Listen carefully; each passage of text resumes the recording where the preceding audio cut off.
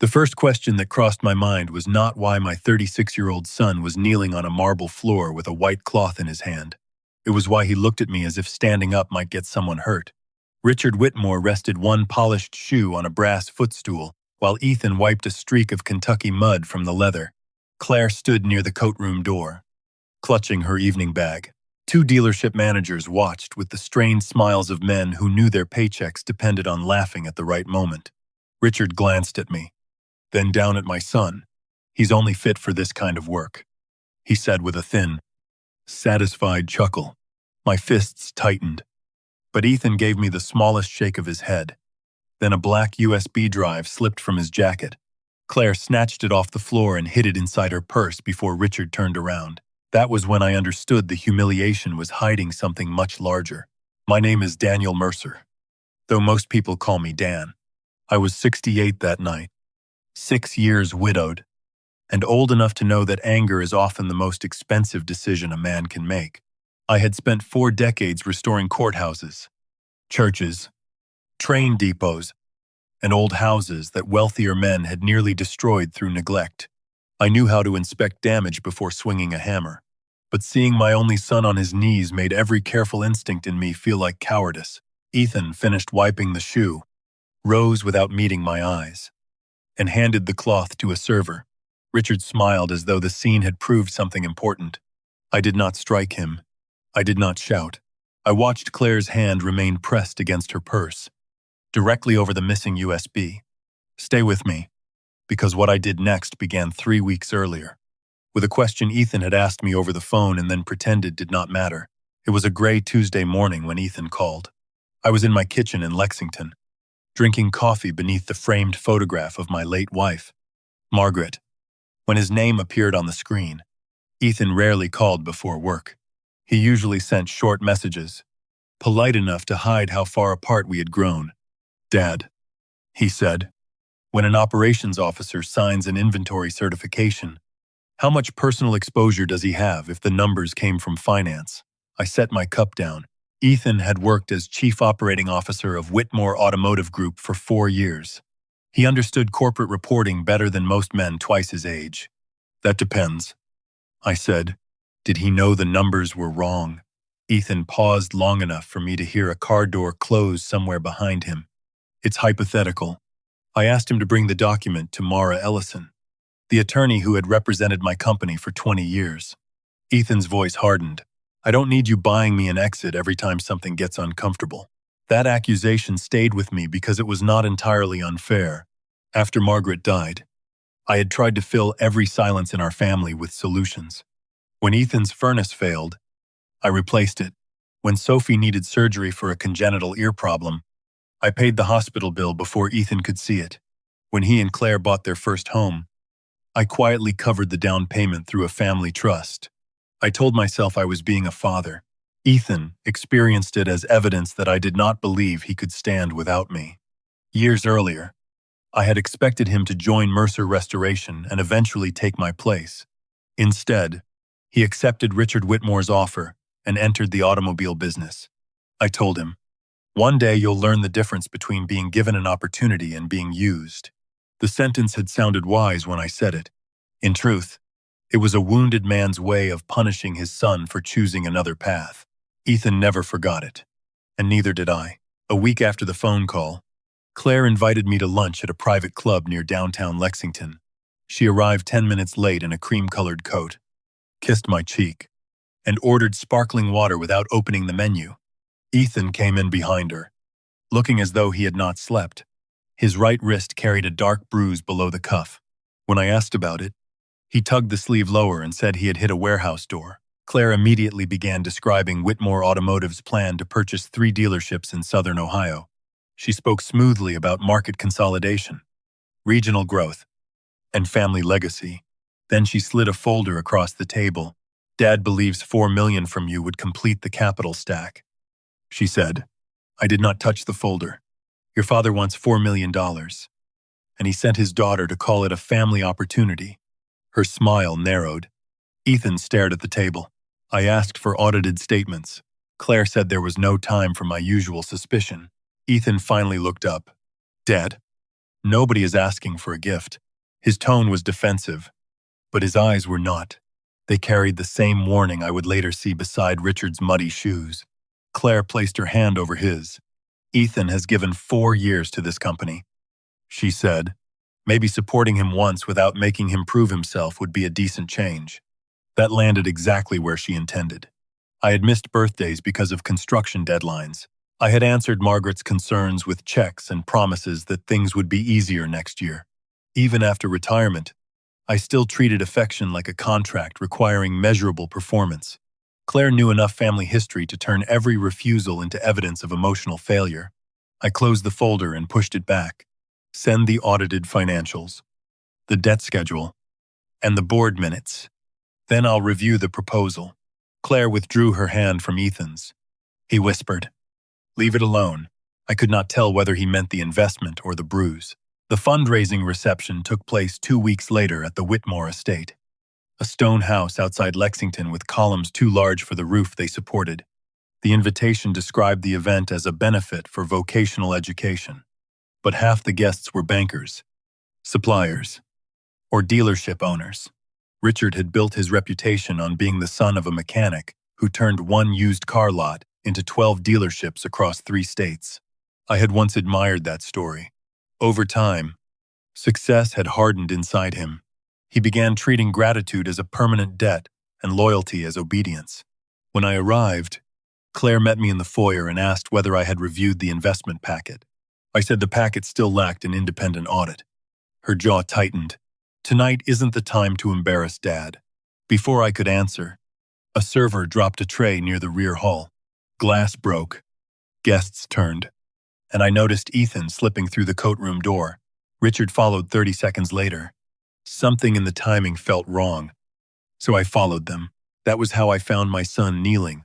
After Richard delivered his insult, the room became silent except for the faint music from the ballroom. I stepped forward. Ethan's hand stopped moving. The bruise on his wrist had deepened to purple. "Stand up," I said. Richard lifted one eyebrow. "Relax." Dan. He tracked mud across my floor and offered to clean it. One of the managers laughed too late. Claire said, "It was a joke." I looked at Ethan. "Was it?" He rose slowly and folded the cloth into a precise square. "Dad, go enjoy the party." Richard placed a hand on Ethan's shoulder, squeezing hard enough to whiten his fingertips. "See, he knows his place." I wanted to break that hand. Instead, I looked at Claire's purse, where the USB had disappeared. Ethan followed my gaze and then said, very quietly, "Please don't do anything tonight." It was not a plea for himself. It sounded like a man protecting evidence. I waited until Richard returned to the ballroom, then pulled Ethan into the library. Floor-to-ceiling shelves surrounded us, filled with leather-bound books whose spines had never been cracked. "What was on that drive?" I asked. Ethan moved toward the window. "Nothing that belongs to you." I asked who bruised his wrist. He repeated the warehouse story. I asked why Richard had listed him as the officer responsible for inventory controls in the expansion packet when Leonard Price, the company's chief financial officer, had always managed those reports. Ethan's face changed. "You read the whole packet," I told him I had. He rubbed both hands across his face. "Go home. Dad, don't sign anything. Don't promise anything. Don't transfer money. No matter what Claire says." I stepped closer. "Are you in legal trouble?" Before he could answer, the library door opened. Richard entered carrying 2 glasses of bourbon, wearing the expression of a host who had caught a guest stealing silver. Richard handed me 1 glass, which I left untouched. "Family tension," he said, "is always louder in a quiet room." He explained that the shoe incident had been harmless horseplay after Ethan spilled wine and mud near the coat room. Then he praised my son as indispensable to the expansion. Ethan personally certified the inventory figures supporting our credit renewal. He said, "He understands the business better than anyone." I turned to Ethan. "Did you sign those certifications?" His silence answered before Richard did. "Of course he did," Richard said. "That's what executives are paid for." Claire joined us and accused me of interrogating her husband at a charity event. Richard then proposed that I announce my investment before dessert. saying it would reassure the banks and honor Ethan's work. I refused. Richard smiled, but anger flashed behind it. Ethan assured us you would never let him fail publicly. Ethan looked at me with such shame that, for one reckless second, I nearly agreed simply to protect him. Instead, I asked Richard for the most recent inventory reconciliation and a list of vehicles pledged as collateral. His smile vanished. This is not one of your old buildings. Den, you don't get to inspect every brick. I told him $4 million purchased the right to inspect a great many bricks. Claire said I was humiliating Ethan by treating his employer like a criminal. Ethan remained silent until I asked whether he wanted me to invest. No, he said. The word was barely audible, but everyone heard it. Richard's face hardened. Claire stared at her husband as if he had violated an agreement. Ethan added, "Not tonight." Richard laughed and raised his glass. The boy has always confused fear with integrity. I set my untouched bourbon on the desk. And some men confuse obedience with respect. Ethan flinched, because he knew the evening had just become more dangerous. I left before anger convinced me to make a promise I could not undo. At home, I removed my jacket and felt something hard strike the floor. A small brass key lay near my shoe, attached to a paper tag marked 214. In the inside pocket, I found a folded note in Ethan's handwriting, Union Station. Before Monday, tell no one. Lexington's old Union Station no longer served passenger trains, but part of the renovated building contained offices and rental lockers. I called Mara. She answered on the fourth ring. Her voice sharp with sleep. I told her only that Ethan might have placed documents where I could retrieve them. Do not open anything that clearly belongs to the company, she warned, and do not confront anyone until we know what this is. I drove downtown before sunrise. Locker 214 stood in a narrow hallway behind a 24-hour business center. The key turned smoothly. Inside sat a large brown envelope, a prepaid phone, and a photograph of 6 vehicle identification numbers written on a dealership whiteboard. The envelope contained copies, not originals. That detail told me Ethan had listened to some legal advice, even if it had not come from me. There were 3 invoices for luxury SUVs, each marked as present in different dealership inventories on the same date. One vehicle had supposedly been in Louisville and Knoxville within 40 minutes. Another VIN appeared on 2 separate collateral schedules. Beneath them lay meeting minutes, bearing Ethan's electronic signature, stating that he had reviewed and approved the inventory controls. The wording was too polished and too absolute. I had signed enough corporate minutes to recognize language designed for future blame. A calendar page was clipped to the back. Monday had been circled in red beside the words, "Final bank extension, $18 million. Mara stayed silent while I read the documents aloud over the prepaid phone. Finally, she said, "Dan, if these numbers supported a bank renewal, your son may be standing between a failing company and a fraud investigation." I turned the last page over and found Ethan's handwriting pressed so hard into the paper that the pen had nearly torn through it. If the loan is approved, they'll say I created every number. Beneath that sentence, he had written 3 dates. One matched the morning he called me about personal exposure. One matched our lunch with Claire. The third was Monday, less than 48 hours away. I stood alone in that narrow hallway, holding evidence that my son had either helped construct a financial lie or had been selected to carry it when it collapsed. For years, I had believed Ethan's greatest danger was his need to prove he did not need me. I finally understood the greater danger was that Richard and Claire knew it too. They had not merely humiliated him at a party. They had studied his pride, his marriage, his fear of losing Sophie, and my habit of solving disasters with money. Then they had built their escape plan around all of us. Mara met me at her office just after 7 on Sunday morning. She had already brewed coffee and cleared the conference table, which was how I knew she considered the situation serious.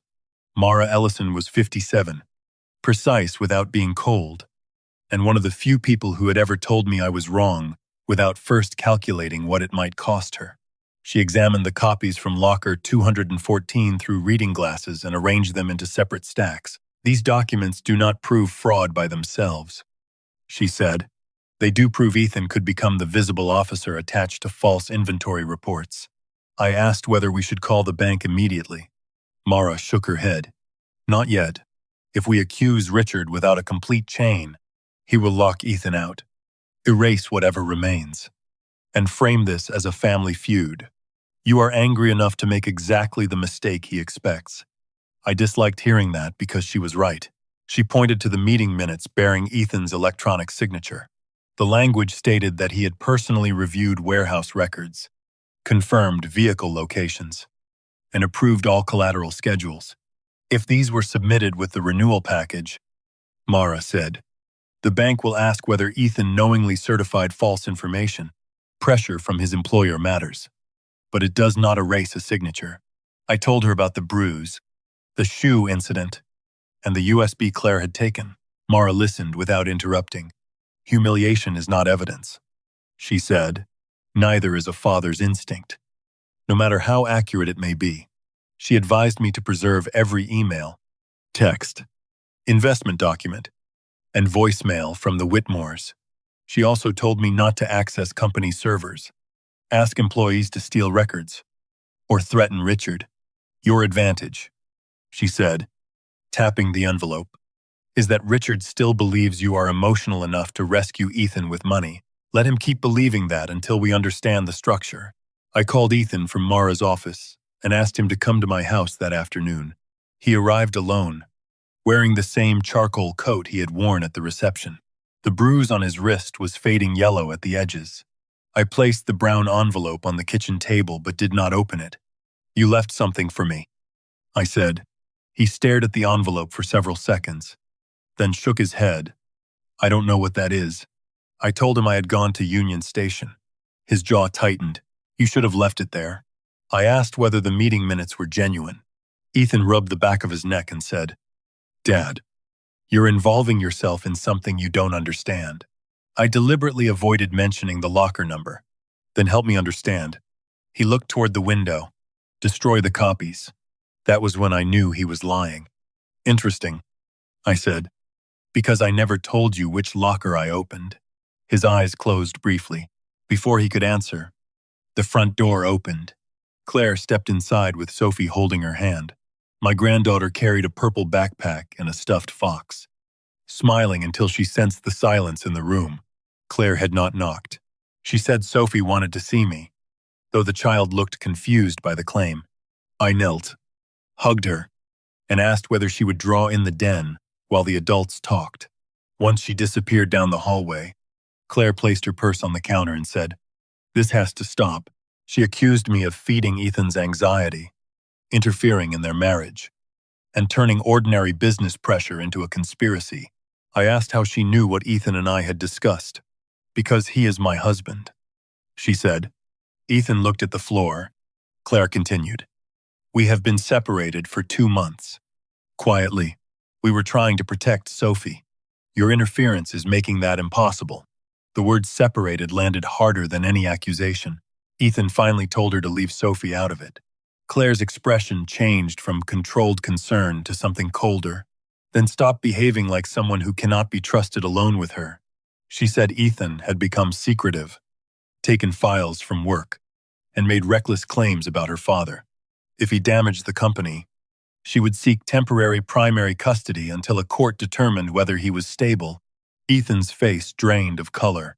I understood then why he had endured Richard's hand on his shoulder and the laughter around that marble floor. Claire was not merely defending her father. She was holding Sophie between Ethan and the truth. I told her no judge would reward threats. She replied, It is not a threat. It is a record of behavior. Then she listed dates when Ethan had left home late, hidden a second phone, and argued about company reports. Each fact was real. Only the meaning had been rearranged. After Claire took Sophie and left, Ethan stood near the doorway like a man who had forgotten why he entered the room. I asked how long Richard had been using custody fears against him. Claire is scared, he said. Her father has spent 30 years convincing her that losing the company means losing the family. I asked whether she knew about the false inventory. Ethan said he did not know what she knew anymore. Then he turned on me. This is exactly why I didn't tell you. You see a problem, and start arranging people like equipment on a job site. I said someone had to act before Monday. He laughed without humor. There it is. Not concerned. A deadline. A solution. I told him Richard intended to make him responsible. Ethan snapped. And you intend to make me the son who finally proves you were right about Whitmore. The accusation hit deeper because I recognized my own pride inside it. Before I could answer, Ethan walked out. The first public blow came Monday morning. A business article appeared online under the headline, Mercer and Whitmore Families Explore Regional Automotive Partnership. It quoted an unnamed source claiming my investment would strengthen the acquisition and create hundreds of jobs. By 9, 2 board members from Mercer Restoration had called me, asking why they had not been informed. But then, a supplier wanted reassurance that company assets were not being pledged. The article never stated I had signed anything, but it created the impression that my name and balance sheet stood behind Richard's expansion. I called him directly. He answered in a cheerful voice. Public relations people get ahead of themselves, he said. I demanded a correction. Richard replied, You should consider how that would look for Ethan. Investors might assume his own father lacks confidence in him. He had found a way to turn my silence into support and my denial into an attack on my son. I issued a narrow statement saying Mercer Restoration had made no investment commitment and was reviewing no transaction on behalf of the company. Mara approved every word. The statement protected my business, but it came at a price. Claire sent me a message saying, You humiliated Ethan in front of the entire market. Minutes later, Ethan texted only, You did what you had to do. I could not tell whether he meant it or had simply run out of strength to argue. That afternoon, Richard suspended Ethan's access to inventory systems, pending what he called an internal wellness and compliance review. The phrase was carefully chosen. It suggested concern while placing doubt around Ethan's judgment. Richard offered him paid leave if he signed a memorandum stating that he had independently modified several inventory files during an unauthorized review. Ethan refused. By evening, security had collected his company laptop and keycard. The man responsible for operations was now locked out before the bank renewal he had warned me about. Mara and I began reviewing older messages from Claire. 6 months earlier, she had emailed me a document titled Family Capital and Growth Planning. At the time, I had glanced through it and dismissed it as another attempt to involve me in the Whitmore expansion. Now we examined the file properties. The creator was not Claire but Richard's executive assistant. The document had also contained hidden worksheets that were not visible in the PDF Claire sent.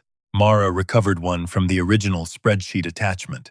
It mapped possible funding sources in tiers. Richard's family trust appeared first. Dealer assets appeared second. My real estate holdings and family trust were listed under the phrase secondary support capacity. No one had asked permission to evaluate those assets. My name had been placed inside their financing strategy months before the lunch invitation. Claire later claimed she had never opened the hidden worksheet.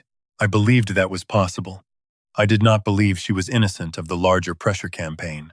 The next day, I visited Whitmore's Lexington flagship dealership and asked to see a luxury SUV from Mercer Restoration's executive fleet. I had no intention of buying it. A young manager escorted me through the showroom and then into a fenced storage area. I carried the list of 6 VINs from locker 214 folded inside my coat. 3 vehicles were supposed to be on that property. None were there. The manager checked a tablet and said one had been transferred to Louisville. Another was being detailed, and the third had sold that morning. When I asked when the transfer occurred, he hesitated. Mr. Mercer, inventory moves fast. I pointed to an empty space with a faded stock number painted on the curb. He lowered his voice and said, Your son asked for a physical count last month. Corporate canceled it. Then Richard's regional director appeared and ended the tour. By the time I reached my car, the young manager's name had vanished from the dealership website. Leonard Price agreed to meet me at a quiet steakhouse near the interstate. He arrived 20 minutes late carrying a leather portfolio and a fountain pen engraved with his initials. I recognized the pen because Ethan had bought it when Leonard was promoted to chief financial officer.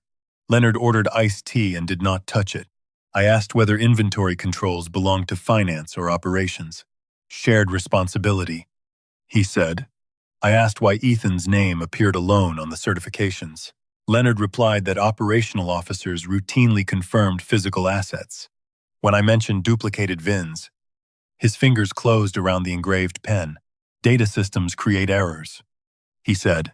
I asked whether errors also moved vehicles between cities faster than aircraft. Leonard leaned back. Ethan is under personal strain. You should focus on your family. That response told me more than a denial would have. He was afraid. But fear did not tell me whether he feared Richard, prosecution, or his own signature. That evening, Ethan came to my house again. He had received the separation memorandum and the proposed confession from Richard's attorneys. He tossed the document onto my desk. They're offering 6 months' salary if I admit I changed the files alone. I asked whether he had changed anything. I corrected counts. I challenged transfers. I never created false vehicles. I told him not to sign. He exploded. I know not to sign it. I replied that his previous signatures suggested otherwise. The words were crueler than I intended. Ethan stared at me. I could see the boy who had once brought home a broken model airplane and hidden it because he expected a lecture instead of help. You think I deserve this? He said. I denied it. He shook his head. You don't want to save me. You want proof that your warning about Richard was right. The room went still. I had defended companies in lawsuits, negotiated with unions, and closed dangerous construction sites without hesitation. I had no answer for my son. I was wrong, I said at last. Ethan looked almost irritated, as though an apology was another tactic. I continued. Not about Richard. About you. I treated your independence like rejection, and every time you struggled, I offered money so I wouldn't have to ask what you needed. He sat down but kept his coat on. I told him I would not force him back into my company, pay him to disappear, or make decisions about Sophie. I would only help him understand the documents and protect himself legally. Ethan's shoulders lowered slightly. Then his phone buzzed. He read the message and stood. Claire's attorney had filed for temporary restrictions on unsupervised contact with Sophie, citing emotional instability and suspected theft of company data. Ethan whispered. She actually did it. I reached for his arm, but he stepped away. Don't fix this for me, he said. Just don't make it worse. He left before I could promise either. The following morning, I called Richard and told him I was reconsidering the investment. He became warm immediately. I said the public confusion had made me cautious, but family obligations deserved a private review. Richard replied, That is the sensible Dan Mercer I remember. I asked for updated financing documents and suggested we avoid further public statements. He agreed too quickly. My apparent retreat gave us breathing room. At the same time, Mara sent a confidential letter to the bank stating that neither I nor Mercer Restoration had guaranteed, pledged, or authorized the use of any assets in connection with Whitmore Automotive. The letter made no accusation. It simply created a dated record before Richard could claim otherwise. I began saving every voicemail and downloading every version of every file Claire had sent. Anger had failed me. Observation would have to do better. Late that night, Mara called. She had recovered revision comments embedded in the original family planning spreadsheet. Most were ordinary notes about valuations and timing. One comment had been deleted but remained in the file history. It was written from Richard's corporate account and addressed to Claire. Mara read it twice to make sure she had the wording exactly right. Have Ethan sign every operational certification. When the bank finds the gap, Mercer will pay to protect his son. If the old man refuses, we still have someone responsible.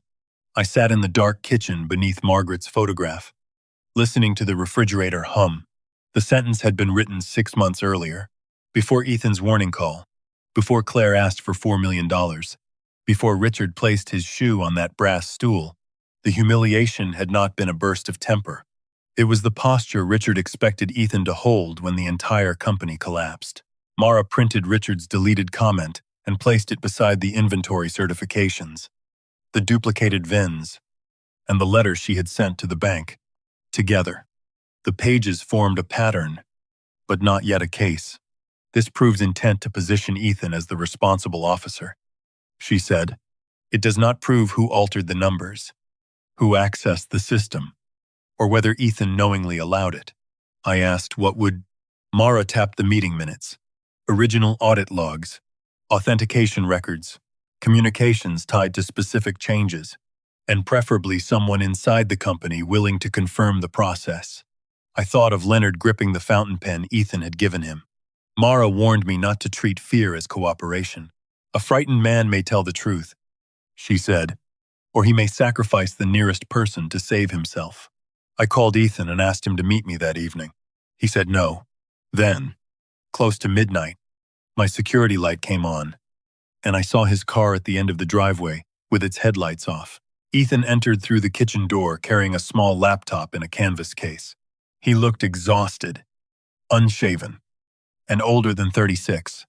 I have an encrypted copy, he said before sitting down. I asked whether he meant the black USB Claire had taken. That was one copy, not the only one. He explained that for 8 months he had been saving system reports, access logs, and screenshots to a private storage account. He had not taken customer records or full financial databases. He had preserved only files connected to inventory controls and the changes made under his credentials. I was trying to understand whether it was fraud or incompetence. He said, by the time I knew, my name was already on too much. I asked why he had waited so long to tell anyone. Ethan gave me a tired look. Because I knew exactly what you would say. You warned me about Richard. I couldn't come back and hand you the satisfaction. The first irregularity appeared 8 months earlier, when Ethan noticed the same vehicle identification number listed on 2 different borrowing base reports. One report treated the SUV as unsold inventory in Lexington. The other used it as collateral for a floor plan loan in Knoxville. Ethan took the discrepancy to Leonard, who blamed a software synchronization error caused by a dealership acquisition. 2 days later, Richard promoted Ethan from Regional Operations Director to Chief Operating Officer. The promotion came with a raise, a larger office, and authority to certify physical inventory. I thought he was rewarding me for catching problems. Ethan said, what he was doing was moving my name closer to them. I asked whether he challenged the duplicated VIN again. Ethan nodded. Richard told him the company was under temporary pressure and that aggressive reporting protected jobs until sales recovered. Ethan refused to approve one schedule. The following week, Claire suffered a miscarriage, and every argument about the company became tangled with grief. Ethan's voice grew quieter when he spoke about that period. Claire had been 12 weeks pregnant. They had already told Sophie she would become a big sister. After the miscarriage, Claire stopped sleeping and spent long evenings at her parents' house. Richard began calling Ethan at home, saying Claire could not survive another family crisis. He described the inventory problems as temporary timing differences and insisted a formal investigation would destroy the company, embarrass Claire, and cost hundreds of employees their livelihoods. Ethan signed the next certification after Leonard promised the physical counts would be corrected within 30 days. They were not. He signed 4 more over the following months, each time adding private notes to his own records, but never filing an official objection. I kept telling myself I was buying time. He said, really? I was buying excuses. I wanted to tell him Richard had manipulated his grief. Instead, I asked the harder question. Did you ever knowingly sign a report you believed was false? Ethan looked at me and said, yes. The answer hurt, but it also changed the conversation. Ethan was not asking me to declare him innocent. He was asking me to see the whole trap, including the choices he had made while standing inside it. He opened the laptop and showed me screenshots of inventory changes made through his user account late at night. Some were minor adjustments. Others added vehicles that had already been sold or moved collateral between dealerships without documentation. He had preserved timestamps, device identifiers, and confirmation prompts. Every change required a code sent to my company phone. He said, that is what I couldn't explain. I asked who had access to the phone. Ethan said he carried it at work. But at home, Claire often placed both their phones in a kitchen drawer because she said the family needed device-free evenings. During the worst months after the miscarriage, Ethan had let her manage calls from Richard and Leonard because he could not bear another argument. That detail sat between us like a third person.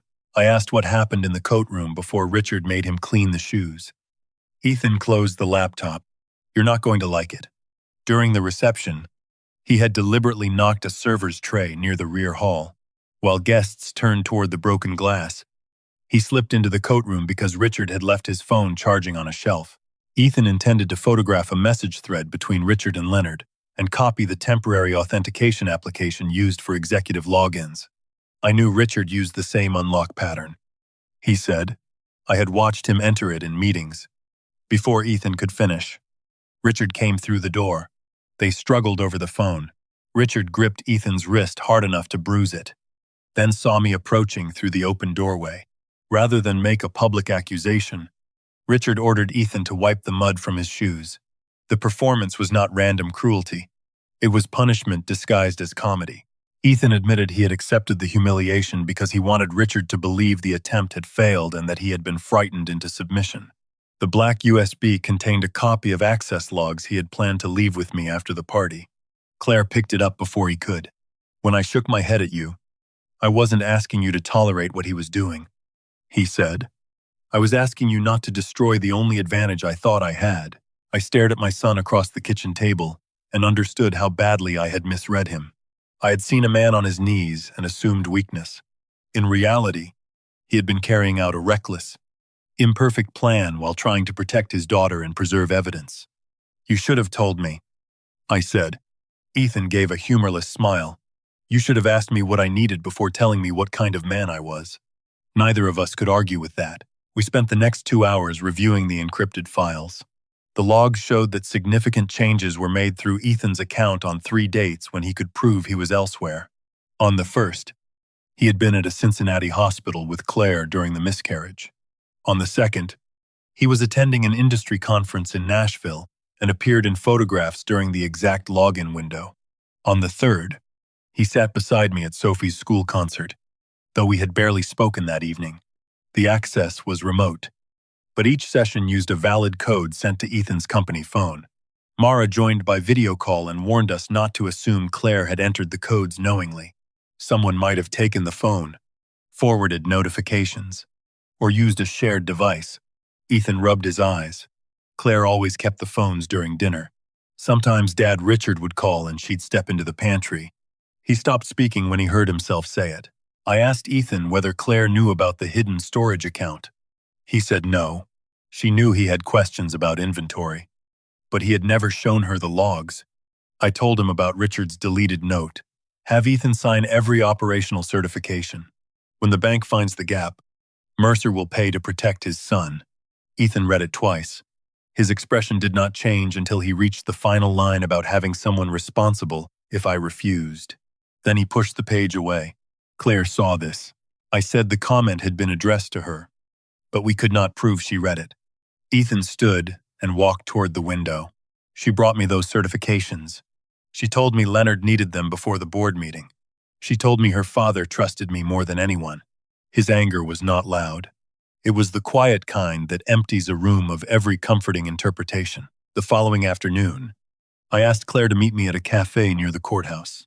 She arrived without Sophie and sat across from me with both hands wrapped around a cup she never drank. I did not show her everything. I placed one access log summary and the deleted comment on the table. Did you give your father authentication codes from Ethan's phone? I asked. Claire's face tightened. She said Richard had occasionally needed codes to correct system errors after hours. How many times? I asked. I don't remember. I waited. Silence had been useful in negotiations because people often rushed to fill it with what they had planned not to say. Claire finally whispered. 3 times. Maybe 4. She insisted Richard told her the codes allowed finance to complete emergency reconciliations while Ethan was unavailable. I asked why he could not use his own account. She said he claimed Ethan's permissions were tied to the inventory module. I placed Richard's deleted comment in front of her. Claire read it and went pale. She denied ever seeing it. My father's assistant created that spreadsheet, she said. I forwarded the file because Dad told me it was a family planning document. I asked whether she still believed Ethan had independently altered the numbers. Claire stared through the cafe window. I believed the company was in trouble. I believe Dad thought he could fix it if everyone stopped panicking. That was not an answer. She began talking about the dealerships, the technicians, the office staff, and the families dependent on Whitmore paychecks. If the bank rejected the renewal, she said, 12 locations could collapse at once. Then she leaned toward me and lowered her voice. Invest the $4 million. Let the audit happen after the extension. Once the company has breathing room, we can correct the reports without destroying everything. I told her she was asking me to fund a lie so her father could decide later which truth to admit. Claire's eyes filled, but her voice remained controlled. I'm asking you to save Ethan, Sophie, and hundreds of people from one mistake becoming a catastrophe. I said it was not one mistake. It was a sequence of decisions made over months, each placing more responsibility on Ethan. Claire replied that Ethan had signed the reports. The sentence came too quickly. I saw then how Richard's logic had become hers. Ethan was both family when his name could attract my money and an independent executive when blame needed a destination. I asked whether she had threatened custody to keep him quiet. She stiffened. He was acting unstable. I said hiding evidence while being cornered was not proof of instability. Claire reached for the papers. I covered them with my hand. These are copies, I said. And no, you are not taking them. For the first time, Claire's composure broke. She whispered that Richard had already instructed the company's attorneys to prepare a theft complaint against Ethan. They had records showing he exported confidential files and entered restricted areas during the fundraiser. Claire said the complaint could become criminal if Ethan released company data publicly. She also admitted that her lawyer had prepared an emergency custody petition alleging erratic behavior, secret accounts, late-night absences, and threats against her father. I can stop it, she said, but only if Ethan returns everything and you commit to the investment. The offer was not entirely hers. I could hear Richard inside every word. I told her coercion did not become concern because it was spoken softly. Claire stood, leaving her untouched coffee behind. Then you are choosing pride over your granddaughter, she said. I replied, no, I'm refusing to purchase access to her. That night, I told Ethan what Claire had admitted. He sat on my back porch while rain tapped against the roof. For a long time, he said nothing. Then he asked whether I had ever stayed in a marriage after trust was gone. I thought of Margaret, of arguments repaired slowly, of wounds we had survived because neither of us had turned love into leverage. No, I said, not like this. Ethan looked toward the dark yard. I kept thinking Claire was trapped between me and her father. Maybe she was, but every time she had a choice, she handed him the weapon. I told him understanding her fear did not require accepting what she had done. Ethan nodded. Then he asked what responsibility he carried. I answered honestly. You signed reports you doubted. You hid evidence instead of reporting it. You may survive the accusation and still face consequences. He said, I know. There was relief in hearing the truth without contempt. Mara helped us design a narrow strategy. I would tell Richard I was prepared to consider a $4 million investment, but only through preferred equity and only after a formal presentation to the bank, the independent auditor, and the board. Richard would have to identify who prepared each report, who approved it, and what collateral supported the renewal. We would not accuse him beforehand. We would allow him to commit to a version of events in front of people whose money and legal duties depended on accuracy. Ethan would remain quiet and preserve the encrypted evidence. Claire would not know how much we had. The goal is not to trick him into a crime, Mara said. The goal is to prevent him from changing his story every time he enters a different room. Ethan asked whether I would really transfer the money. Only if every representation is true. I said. Mara looked at me. Then no money will move. I called Richard the next morning and told him family reputation mattered more than our disagreement. I said I was willing to discuss preferred equity if the bank and board participated in the review. He sounded pleased, almost paternal. I knew you would eventually act like a father, he said. I ignored the insult and asked that Ethan be present because his certifications were central to the proposal. Richard agreed after a pause. The meeting would occur the following Monday in Louisville, just before the credit extension expired. For the first time since the reception, I felt we had recovered a small measure of control. That feeling lasted less than 6 hours. At 4 in the afternoon, 2 Lexington police detectives arrived at Ethan's temporary apartment with a warrant to seize his personal computer and storage devices as part of an investigation into unauthorized access and theft of proprietary information. Ethan called me from the parking lot while the detectives searched his apartment. Mara instructed him to cooperate, say nothing substantive, and request counsel before any interview. The encrypted backup was not there, but his personal laptop contained evidence that he had accessed internal reports. Richard had turned the preservation of evidence into proof of theft. At the same time, Claire's attorney obtained a temporary order restricting Ethan to supervised contact with Sophie until a family court hearing.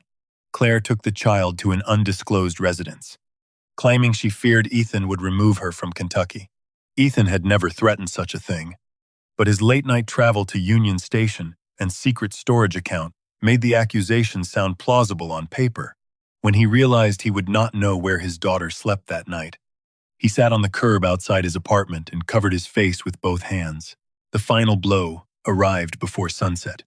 My chief financial officer called to say Mercer Restoration's bank had frozen a revolving credit line pending clarification of our relationship with Whitmore Automotive.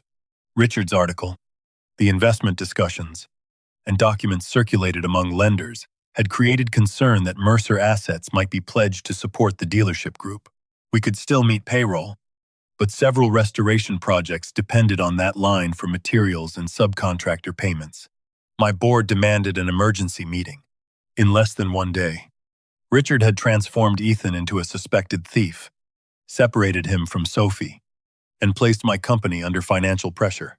I had believed our greatest risk was losing the advantage before Monday's meeting. Standing beside my son in that parking lot, I understood the truth. Richard was not waiting for Monday. He was making sure we arrived already defeated. By Wednesday morning, Richard believed pressure had finally taught me obedience. I helped him believe it. I returned his call, lowered my voice, and said the damage to Ethan, Sophie, and Mercer Restoration had become too great for pride. I am still prepared to put in $4 million, I told him, but it must be structured as preferred equity, not a personal loan. Richard allowed a respectful pause before answering, as though he were granting me dignity after defeating me. That can be arranged, he said. I added 3 conditions: a complete presentation to the bank, written identification of the officers responsible for each inventory report, and confirmation that no Mercer asset had already been listed as collateral. He laughed softly. Dan, you are buying into a company, not conducting a prosecution. I replied that a man with frozen credit learned to read carefully. He mistook the bitterness in my voice for surrender.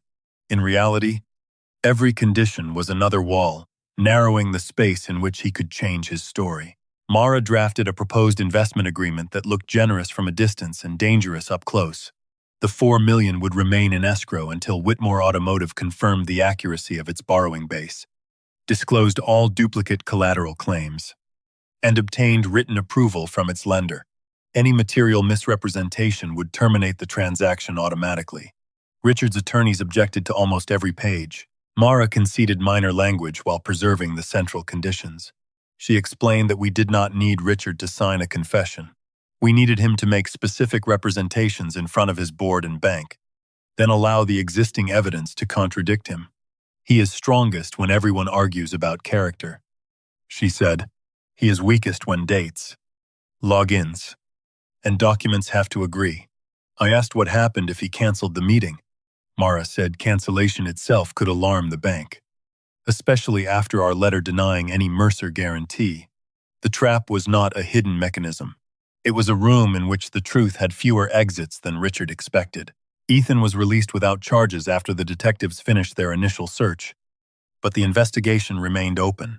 Mara had contacted the county attorney before the interview and established that the dispute involved corporate access Ethan had possessed during his employment. That prevented Richard from turning the matter into an immediate arrest. Though it did not clear Ethan, his laptop remained in evidence. His professional reputation had begun to fracture, and the temporary custody order still limited him to supervised visits with Sophie. I attended the first visit at a family services office near downtown. Sophie ran to him, carrying the stuffed fox from my house, then stopped when she noticed the unfamiliar woman recording notes in the corner. Ethan knelt and opened his arms. "You didn't do anything wrong," he told her. "None of this is because of you." His voice stayed steady until Sophie asked why he could not take her home. Then he looked toward the observation window and saw Claire standing behind the glass. Afterward, Ethan wanted to send Claire a message accusing her of using Sophie as a bargaining chip. I took the phone from his hand before he could press send. He stared at me with anger sharpened by helplessness. "She deserves to hear it." I agreed, but not in a message her attorney can enlarge and display in court. He accused me of controlling him again. This time, I did not defend myself. I placed the phone on the table and said, "You decide. I am only telling you what Richard expects." Ethan read his draft twice, then deleted it. He wrote a new message asking for Sophie's school schedule, medical updates, and a date for the next supervised visit. Claire replied within minutes, polite and impersonal. Ethan looked physically ill. I understood that restraint did not feel like victory when the person you loved had learned to speak through lawyers. Still, the exchange gave Richard nothing he could use. Leonard Price contacted me from a number I did not recognize and asked to meet at a 24-hour diner west of Lexington. He arrived just before dawn in a wrinkled suit, the engraved fountain pen clipped to his pocket. I wondered whether he wore it from habit, guilt, or some private loyalty to Ethan. Leonard chose a booth beneath a flickering light and said Richard had ordered him to prepare a clarifying memorandum stating that all questionable adjustments originated in operations. "That means Ethan," I said. Leonard stared into his coffee. "It means whoever signed." I asked who directed the duplicate collateral entries. He said some came from Richard, some from dealership managers, and some from temporary measures that had become permanent. "You were chief financial officer," I reminded him. "Temporary fraud is still fraud." His face tightened. He said Richard controlled the board, the banks, and every senior employee's future. I told him fear explained compliance, but did not erase it. Leonard admitted the company had overstated available inventory for at least 7 quarters. At first, the adjustments covered slow title processing and transfers between dealerships. Then cash shortages worsened, and Richard began counting vehicles that had already sold, using the same collateral at multiple locations, and delaying recognition of losses. Leonard insisted Ethan discovered only part of the problem. He asked too many questions.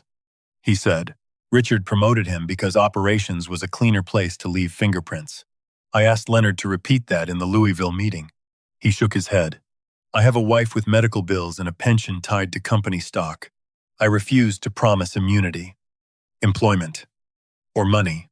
"Then you have a choice," I said. "Tell the truth where it matters, or let Richard write your name into the same story he wrote for Ethan." Leonard touched the pen in his pocket. "He already has," he whispered. "Claire called me that afternoon and asked to speak without attorneys. We met in the empty sanctuary of the church where Margaret's funeral had been held. Claire chose the place because she knew I would not raise my voice there. She looked smaller than she had at the cafe, without the polished coat or controlled expression. She told me Richard had created separate trusts for her and her younger brother years earlier. Recently, she had discovered her trust held mostly non-voting dealership shares that would become nearly worthless if the company failed. Her brother's trust held real estate, cash reserves, and voting rights. Dad said he was protecting the family line, she said. I asked what that meant. Claire looked toward the altar. "It means he never intended me to inherit control. He expected me to protect it from my brother. Richard had persuaded her to risk her marriage, her husband, and perhaps her freedom for an empire he never planned to let her own." She also told me Richard kept a paper file in the safe behind his office bookcase. It contained early borrowing-based drafts, handwritten approvals, and printed emails he did not trust to remain on the company server. Claire offered to retrieve it. I refused. She stared at me as though I had rejected the one useful thing she could do. Those documents could prove everything. I said they could also become stolen evidence, disappear during a custody dispute, or allow Richard to accuse us of conspiracy. "Then what do you want from me?" she asked. I told her to testify truthfully about the authentication codes, the investment pressure, and her father's instructions. Claire shook her head. If I do that, he cuts me off, I replied. He already decided what you are worth to him. You just found the paperwork. She began to cry, not loudly, and for a moment I saw the frightened daughter beneath the woman who had threatened my son with losing his child. 2 days later, Claire appeared beside Richard at a preparation meeting with his attorneys. She wore a navy suit and spoke with the same polished calm she had used at our investment lunch. She denied knowing that the authentication codes were connected to false changes and said Ethan had become secretive long before the company reviewed his conduct. Richard watched her with approval. Ethan sat beside Mara and did not look at his wife. When one attorney suggested Ethan's personal instability had caused the entire reporting breakdown, Ethan's hand closed around the edge of the table. I expected him to react. Instead, he asked whether the company had produced the complete device identification logs. The attorney said those records were confidential. Ethan replied, "Then you are asking everyone to trust conclusions while hiding the system that produced them." Richard interrupted and ended the meeting. As we left, Ethan said, "She chose him again." I told him Claire might still be trying to survive. "So am I," he answered. But I stopped using Sophie to do it. That evening, Richard called with the confidence of a man delivering a final insult. He said Whitmore Automotive had secured an alternate investor and no longer required my $4 million. "You can save your conditions," he said. "The company will move forward without Mercer interference." For several seconds, I believed our opportunity had vanished. Without the investment, Richard could exclude us from the bank presentation and tell a simplified story about a disgruntled former employee. Mara asked for the investor's name. Richard refused, citing confidentiality. We searched public filings, financing notices, and corporate registrations through the night. The investor was Blue Ridge Mobility Fund, a recently formed entity managed by Richard's younger brother, Thomas. Its listed capital came from a line of credit secured by anticipated distributions from Whitmore Automotive. The new money did not exist independently. It depended on the same bank renewal Richard was trying to obtain. He had replaced my conditional money with a circular promise. Mara saw the opening before I did. Months earlier, Richard's financing package had named me and Mercer Restoration as expected secondary support. Even after my denial letter, references to my assets remained in materials circulated among lenders. "You do not need to be an investor to attend," she said. "You are a named source of support whose position is materially disputed." She sent formal notice to the bank demanding that no representative imply Mercer backing without allowing us to correct the record. The bank's general counsel responded within 2 hours. Given the conflicting statements, I was invited to the renewal meeting with counsel. Ethan was invited because his certifications formed part of the borrowing package. Richard could object, but removing us would force the bank to explain why it had excluded 2 people whose names appeared throughout the file. His attempt to shut the door had placed our chairs inside the room. The consequences continued spreading beyond us. Mercer Restoration's board held an emergency session and demanded that I temporarily surrender authority over new borrowing until the Whitmore matter was resolved. I still owned 72% of the company, but ownership did not make their concern unreasonable. Several hundred employees depended on decisions I had once allowed Richard's family to blur. I accepted the restriction. My longtime operations director, Samuel Ortiz, looked stunned. "Dan, you built this company." I told him that was precisely why it should not depend on my pride. For the first time in years, I felt what Ethan had felt under my protection, the humiliation of losing authority while people claimed it was for everyone's safety. The difference was that my board had acted openly and documented its reasons. Richard preferred chains disguised as favors. Losing temporary control of my company hurt, but it also clarified what we were fighting. Claire brought Sophie back to Lexington the next day. She did not withdraw the custody petition, but she agreed to expanded supervised visits and provided the address where they were staying. Ethan met her in Mara's conference room to discuss a temporary parenting schedule. He asked only about Sophie's school, medication, and routines. Claire eventually said, "You can stop acting as if I am a stranger." Ethan looked at her for the first time. A stranger would not know exactly how to hurt me. She said she had been afraid he would destroy the company and leave Sophie with nothing. Ethan answered, "You mean nothing that your father controls?" Claire told him she had spent her whole life believing the company was the family. Then he succeeded. Ethan said, "Because you protected the company by destroying ours." Claire covered her mouth and turned away. Ethan removed his wedding ring and placed it on the table. He did not ask for hers. Before leaving, Claire whispered that she would tell the truth in Louisville. Ethan asked whether that included her role in taking the authentication codes. She said yes. He did not thank her. Truth is not a favor you give after every other option fails, he said. Claire flinched. Later that evening, Richard learned she had returned Sophie and contacted her directly. We knew because she forwarded Mara a voicemail in which he threatened to remove her from every trust, challenge her mental fitness, and expose her participation in the logins. He ordered her to attend the bank meeting and support his version of events. Claire did not respond. An hour later, she sent Ethan a single message, "I will not lie for him." Ethan read it without expression. He wanted to believe her, but belief had become a luxury he no longer trusted himself to afford. On Sunday night, Mara gathered Ethan and me in my study for a final review. We had the duplicated VINs, the 3 impossible invoices, Richard's deleted comment, the authentication logs, Ethan's time-stamped proof of location, the black USB's known existence, and my dated letter denying any guarantee. What we lacked was certainty about Claire and Leonard. Either could retreat under pressure. Mara instructed Ethan to admit every report he signed and every file he preserved. "Do not let Richard expose a truth you were trying to hide," she said. "You take away his power by stating it first." She told me not to grandstand, threaten, or announce conclusions beyond the evidence. My task was simple: deny the use of my assets, establish the investment pressure, and ask the bank to compare Richard's representations with the documented timeline. It sounded almost too restrained for a confrontation that could destroy 2 families. Mara reminded me that the loudest person in a financial meeting was often the one running out of documents. We drove to Louisville before dawn on Monday. Rain followed us along Interstate 64, turning the highway lights into blurred gold lines. Ethan sat beside me, reading Sophie's latest message on his phone. She had sent a photograph of the stuffed fox wearing one of his old baseball caps. He smiled for the first time in days, then locked the screen.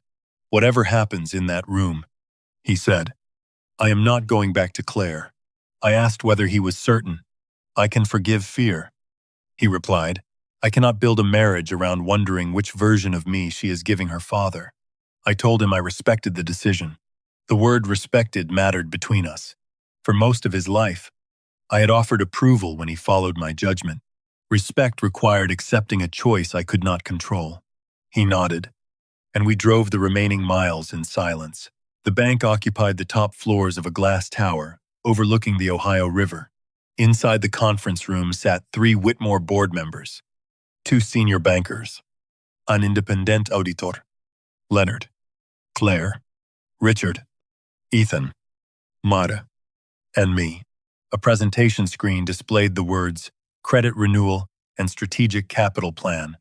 Richard entered last, wearing a dark suit and the same polished shoes Ethan had cleaned at the reception. He greeted everyone except his son.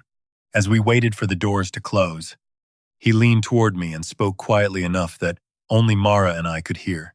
"You will sign before this is over," he said, "because when that door shuts, your son is either a thief or a puppet. There is no third option." I looked past him toward Claire. She was gripping the black USB drive in her right hand, hidden partly beneath a folder. Then the bank's attorney locked the conference room door, and I realized none of us knew which side of the table she intended to cross.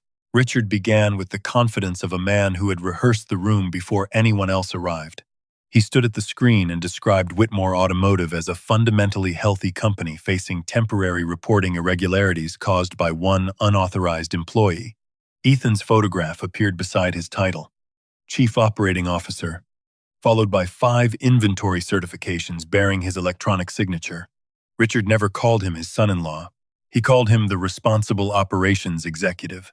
According to Richard, Ethan had altered vehicle locations, exported confidential data, and then attempted to pressure the company through his wealthy father.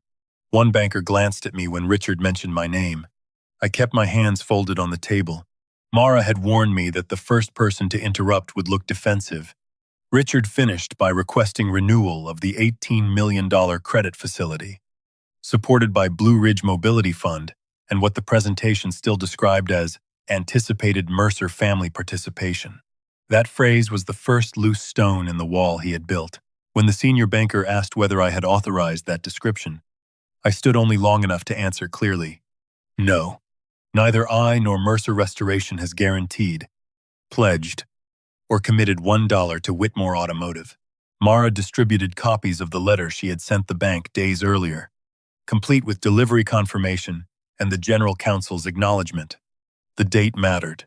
It proved I had denied any obligation before the meeting, before Richard knew whether his alternate investor would survive scrutiny, and before he could claim I was retreating from a promise. Richard said the phrase anticipated participation was merely an expression of family discussions.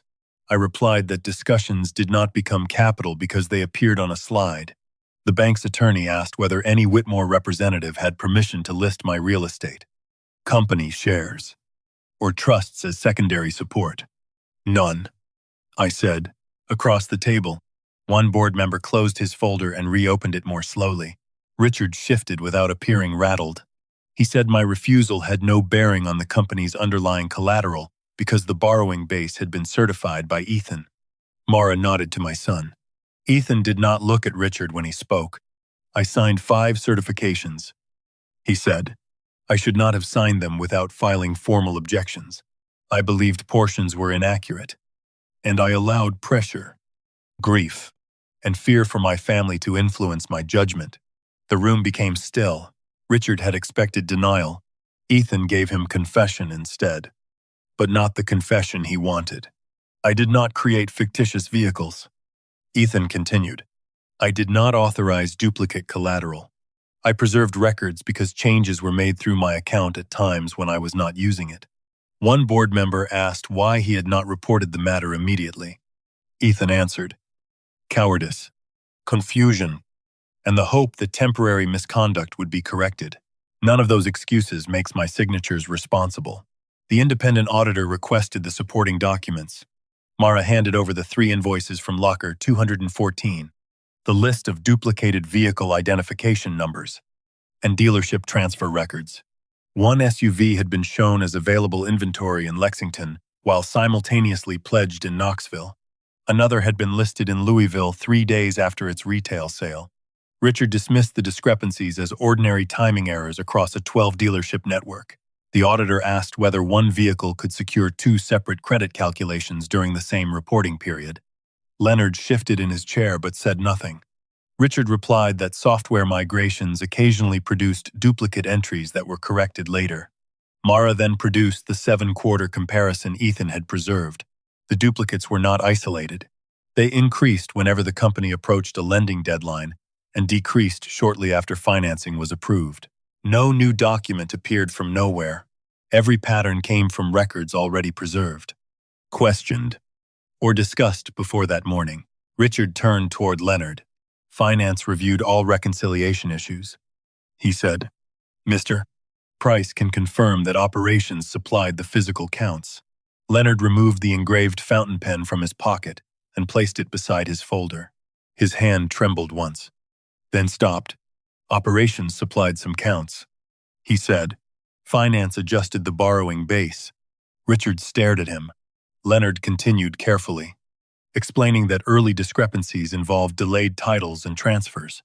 But Richard had later instructed finance to include sold vehicles, postpone write-downs, and use duplicate collateral when cash fell below covenant requirements.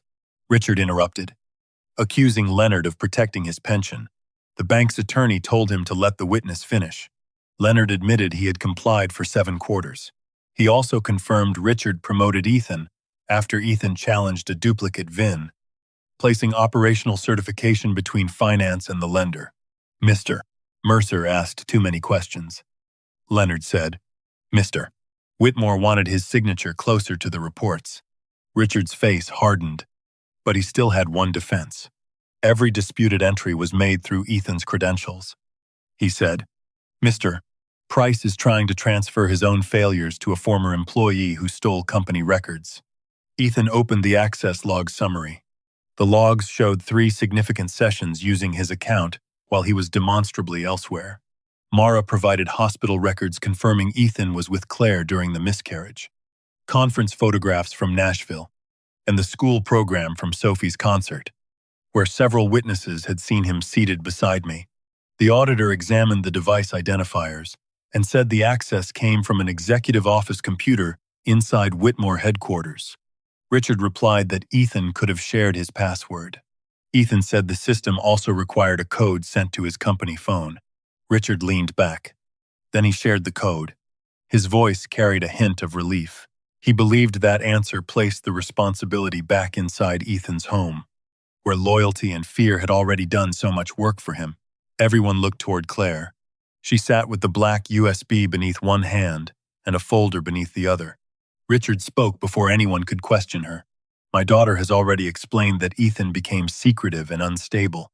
She cannot account for every choice he made. Claire looked at her father. For several seconds, I saw the child she must once have been, waiting for approval from the man who had taught her that love was measured by usefulness. Then she placed the USB in the center of the table. I can account for the codes, she said. Richard's posture changed. Claire explained that on at least 4 occasions, he had called during family dinners and instructed her to retrieve temporary codes from Ethan's company phone. He said finance needed Ethan's permissions to correct urgent inventory errors. Claire had read the numbers aloud or sent them through an encrypted messaging application. I knew Ethan had concerns, she said. I chose to believe my father because believing him protected my life. Richard called her confused and emotionally compromised by marital conflict. Claire did not raise her voice. The USB contains the access logs Ethan collected, screenshots from messages I found after the fundraiser, and a voicemail Dad left when I hesitated to give him another code. Mara asked the bank's attorney to have the device copied and preserved rather than plugged directly into the conference room system. A technician created a forensic image while we waited. The relevant voicemail lasted less than 20 seconds. Richard's recorded voice said, "Take Ethan's phone after dinner. We need his account one more night, and he does not need to know until the extension is done." The room remained silent after the recording ended. The message alone did not prove every false entry, but it connected Richard's request to Ethan's authentication, Claire's admission, the headquarters device, and the timing of the inflated collateral reports. Richard pushed back from the table. That recording is taken out of context. The bank's attorney asked what context would make the instruction appropriate. Richard said executives often authorized assistants or family members to facilitate emergency access. Ethan asked why the changes had been made under his account instead of Richard's or Leonard's. Richard answered that operational permissions were more efficient. The auditor then requested the deleted comment recovered from the family planning spreadsheet. Mara provided the revision history showing Richard's corporate account had written, "Have Ethan sign every operational certification. When the bank finds the gap, Mercer will pay to protect his son. If the old man refuses, we still have someone responsible." Richard accused us of misreading a hypothetical planning note. One board member asked why a legitimate expansion plan included a strategy for assigning responsibility after the bank discovered a gap. Richard looked at Claire as though expecting her to rescue him. She lowered her eyes. The meeting stopped being a negotiation and became a containment exercise. The bank suspended consideration of the credit renewal and referred the file to its fraud department. The independent auditor recommended immediate preservation of all servers, paper records, mobile devices, and board communications. 2 Whitmore directors asked Richard to leave the room while they consulted counsel. He refused, insisting he still controlled a majority of voting shares. Mara pointed out the emergency management clause in the corporate bylaws included in the board materials Richard's own attorneys had circulated. The clause allowed temporary suspension of an executive whose continued authority threatened lender relationships or document preservation. The directors voted 2-1, with one abstention, to remove Richard as chief executive pending investigation. Leonard was placed on administrative leave. Ethan received no restoration of title. The bank made clear that his signatures would still be reviewed. Truth had interrupted the sacrifice, but it had not erased his mistakes. Richard stood slowly and looked at me. The anger in his face was controlled, which made it more familiar. He had spent his life learning the same lesson I had. Powerful men rarely shout when they still believe the room belongs to them. You destroyed 12 dealerships to prove your son is weak, he said. I shook my head. No. You endangered 12 dealerships because you believed everyone around you was replaceable. He said hundreds of employees would lose their jobs when the credit line closed. That possibility was real, and I refused to pretend otherwise. I offered no bailout of his ownership. Instead, I told the bank I would consider contributing to a temporary payroll facility administered by an independent restructuring officer, provided no funds reached Richard, his family trusts, or shareholder distributions. The banker said such a facility would require additional lenders and verified receivables. Then verify them, I said. Workers should not pay first because their owner lied. Richard laughed bitterly. There it is. Dan Mercer buying the ending he wants. For years, that accusation would have provoked me because it contained enough truth to wound. This time, I answered differently. I am not buying your company. Richard, I am paying for time so innocent people can leave it standing. The distinction mattered. My contribution, eventually joined by 2 local lenders, covered 8 weeks of payroll and essential operations during restructuring. It gave the dealerships time to sell viable locations, consolidate failing ones, and preserve most technician and sales positions. I received no controlling interest and no family advantage. The money sat under court-supervised conditions. Richard could not use it to protect his shares or negotiate loyalty. For the first time since I had known him, wealth entered his company without becoming another instrument of his control. That, more than the board vote, seemed to humiliate him. The investigations lasted 14 months. Federal prosecutors reviewed the duplicate collateral, false borrowing base reports, authentication records, and internal communications. Leonard cooperated early, admitted his role, surrendered his accounting license for a period, and paid a substantial civil penalty. He avoided prison but lost his position, much of his retirement stock, and the professional reputation he had spent 3 decades building. Ethan was cleared of intentionally creating fictitious inventory. Yet a professional review concluded he had violated his duty by signing reports he doubted and failing to report misconduct promptly. His financial management certification was suspended for 1 year, and he completed an ethics program before becoming eligible for reinstatement. The result angered me at first. Mara reminded me that fairness was not the same as absolution. Ethan accepted the decision without appeal. I wanted the truth to count, he said. That means all of it. Richard eventually entered a plea agreement related to bank fraud and falsified corporate reporting. His age, lack of prior convictions, partial cooperation, and the recovery of assets kept him out of federal prison. He received home confinement, probation, financial penalties, and a permanent prohibition against serving as an officer or director of the restructured company. To satisfy lenders and civil claims, he sold most of his voting shares, the estate outside Lexington, and several investment properties. He retained a modest house, protected retirement income, and enough money to live comfortably by ordinary standards. By his standards, he had lost everything that mattered, the company bearing his name, the authority to summon employees with a call, and the belief that his family would obey because their futures depended on him. I never visited him. Revenge did not require watching an old man discover that control was not the same as respect. Claire withdrew her emergency custody accusations after the bank meeting. Though the damage did not disappear with a filing, she admitted under oath that she had used concerns about Ethan's mental stability to pressure him during the company crisis. The family court ordered a structured shared custody arrangement, parenting communication through a monitored application, and counseling focused on keeping Sophie outside adult disputes. Claire did not lose her daughter, Nor did Ethan seek that punishment. He wanted stability, not another weapon. Their divorce became final 9 months later. Claire received limited marital assets but little from the Whitmore trusts. Richard had designed her inheritance around non-voting shares that lost most of their value during restructuring. She moved into a smaller home and later accepted a communications position with a nonprofit teaching financial literacy to working families. Ethan remained courteous to her, but the marriage never reopened. Some betrayals could be understood without being invited home again. A month after the credit meeting, I offered Ethan a senior operations role at Mercer Restoration. I made the offer carefully, without mentioning inheritance, family duty, or what Margaret would have wanted. Ethan thanked me and declined. "I need a job that does not come with a rescue story," he said. That sentence would once have offended me.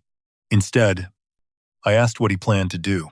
He had interviewed with a small construction company in Cincinnati that specialized in municipal renovations. The salary was less than half his Whitmore compensation, and the title was Operations Manager, not Executive. He took it. He rented a 2-bedroom apartment close enough to Lexington for Sophie's schedule and drove an older pickup he bought with his own savings. The first time he called to ask my advice about a subcontractor dispute, I answered the question he asked and stopped before giving 5 more solutions. Progress sometimes sounded like silence. Mercer Restoration recovered its revolving credit after the bank completed its review and confirmed no company assets had been pledged. My board restored my borrowing authority, but I chose not to reclaim every operational power I had held before. Samuel Ortiz became president, with independent authority over contracts and financing. I remained chairman and majority owner while beginning a gradual transfer to employee and management shares. I also sold the large house where Margaret and I had raised Ethan. The rooms had become museums to choices I could no longer repair. I moved into a smaller place near Sophie's school, close enough that she could ride her bicycle to my porch when Claire or Ethan permitted it. I revised my estate plan so the trusts protected Ethan and Sophie without allowing me to direct careers, marriages, or family decisions from beyond the grave. Money could provide a floor. It should not become a ceiling. The following spring, Ethan and I attended Sophie's school performance together. She played a tree in a musical about the seasons, wearing green felt leaves and delivering one line with such seriousness that the audience applauded before the scene ended. Claire sat 2 rows away with her mother. We exchanged a nod and nothing more. After the performance, Sophie ran between us, holding Ethan's hand with one hand and mine with the other. Outside, while she showed Claire a paper flower, Ethan looked down at the polished shoes he had worn for the occasion. "For a while," he said, "I thought everyone who saw me kneeling that night would remember me as weak." I told him most people forget what they witness when remembering it would require courage. "Do you think I was weak?" he asked. I considered the question before answering because he deserved more than comfort. "I think you were afraid," I said. "I think you made bad choices while trying to protect people you loved. I think you stayed silent too long, and I think you stood up before Richard could decide the rest of your life." Ethan nodded slowly. He said he had spent years believing strength meant never needing me, while I had believed fatherhood meant preventing him from falling. We had both been wrong. A son could accept help without becoming owned by it. A father could offer help without purchasing authority. Across the sidewalk, Sophie waved for us to hurry. Ethan started toward her, then stopped. "Dad," he said, "thank you for not paying them." I understood he did not mean only the $4 million. He meant I had finally refused to let fear set the price of our family. I sometimes remember Richard's shoe resting on that brass stool and the white cloth moving through Ethan's hand. For months, I wanted that image replaced by the moment Richard lost his company. It never was. Certain humiliations do not disappear because justice arrives later. They become part of the cost. What changed was the meaning I attached to it. My son had knelt because fear, love, pride, and manipulation had narrowed his choices until submission seemed safer than truth. Richard believed that position proved ownership. He was wrong. A man is not defined by the moment someone forces him down. He is defined by what he refuses to surrender while he is there, what responsibility he accepts afterward, and whether he rises without becoming the kind of person who pushed him. Ethan rose. So did I, though it took me 68 years to understand how.